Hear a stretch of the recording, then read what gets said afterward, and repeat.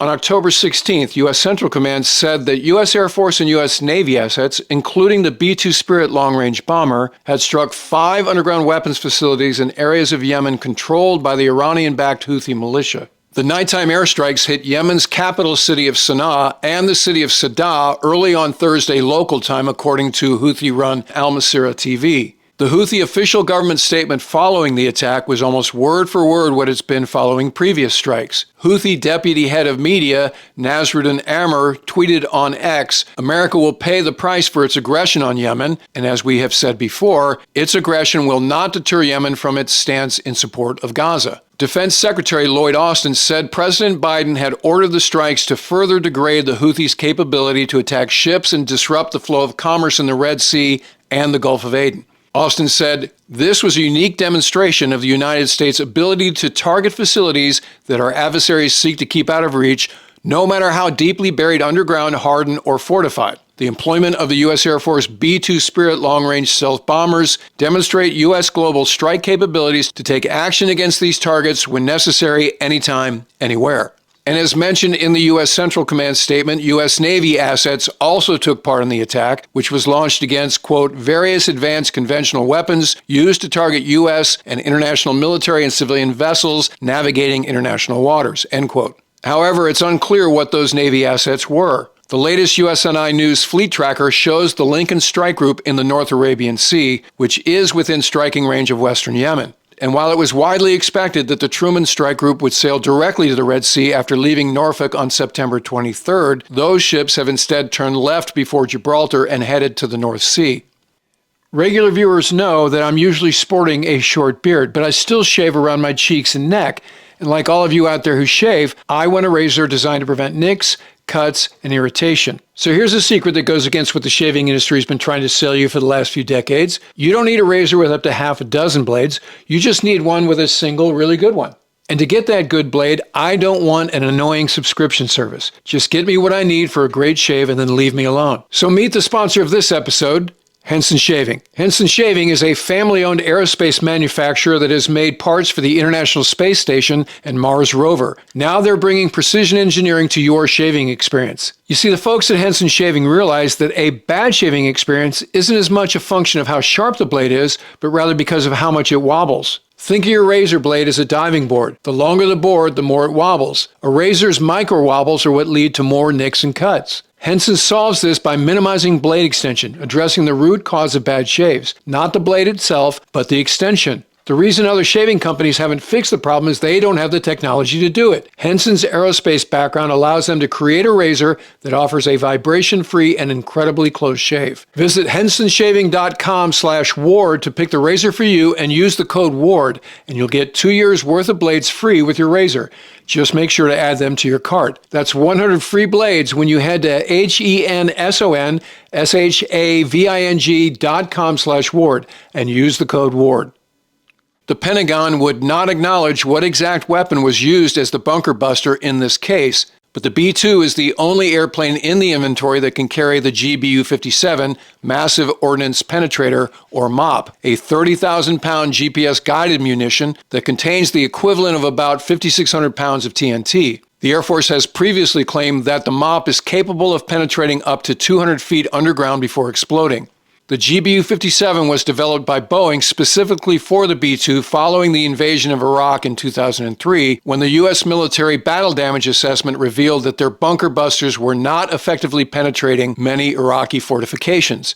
But the massive bomb wasn't ready for operational use until 2011, when the Air Force took delivery of 20 of them at an approximate cost of $3.5 million each, including the associated support equipment. The MOP has proved to be an effective weapon, only hampered by the fact it doesn't fuse until it stops moving, which can cause it to fly through the intended target in certain cases. While not explicitly mentioned in the Secretary of Defense's statement, it's reasonable to assume that the use of the MOP in Yemen is also a signal to Iran, the weapons sponsor of the Houthis, that their underground nuclear facilities can be reached by the American military. This most recent strike marks the first use of the B-2 since this phase of the regional conflict broke out following the Hamas attack on southern Israel on October 7th of last year. Since that time, the U.S. Air Force has employed F-15E Strike Eagles, F-16s, and in one case B-1s to hit targets throughout the region. The B-2 was originally conceived during the Carter administration in the late 70s as one of the options for the Advanced Technology Bomber program, the main technology being stealth. As a matter of fact, President Carter so believed that stealth was the key to success that he canceled the B-1 bomber program. He was later resurrected by the Reagan administration. The B-2 was designed as a super-secret black program labeled Senior Ice and built in a converted Ford auto assembly plant near Los Angeles. The aircraft rollout happened at Palmdale in 1988, and the first public flight was at Edwards Air Force Base in 1989. B-2s cost about $1 billion each. Originally, the U.S. Air Force was slated to buy 132 of them, but that number ultimately dwindled to 21, 19 of which are part of the current inventory, all based at Whiteman Air Force Base in Missouri. The B-2 is a 4-engine subsonic aircraft flown by 2 pilots, one of whom acts as the mission commander. The airplane is 69 feet long and 172 feet wide and can carry up to 50,000 pounds of ordnance, including Mark 80 series conventional bombs, B-61 and 83 nuclear bombs, standoff weapons like JSOW and JASM, and, as already mentioned, the GBU massive ordnance penetrator. Pentagon spokesman Major General Patrick Ryder would not discuss where the B-2s launched and landed or their route of flight during this mission.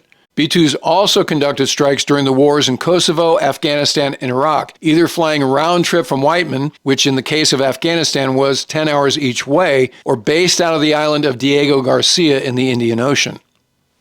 Elsewhere in the Middle East, on October 17th, the IDF inadvertently took out Hamas leader Yahya Sinwar during a skirmish in the Gaza Strip. Israeli intel had a lead that he was in Rafah in the southern end of Gaza, but they weren't sure exactly where he was. Sinwar and several other Hamas militants opened fire on the Israelis. The IDF troops returned fire using a tank and mortars, blowing the side out of the building Sinwar was hiding in. This footage shows the view from an IDF drone flying into the building to assess the damage.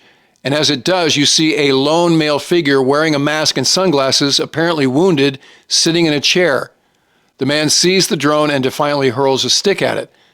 After the drone flew back out, the IDF fired again, killing the man in the chair, assuming he was some random militant. It was only later that the Israelis realized that he was the Hamas leader.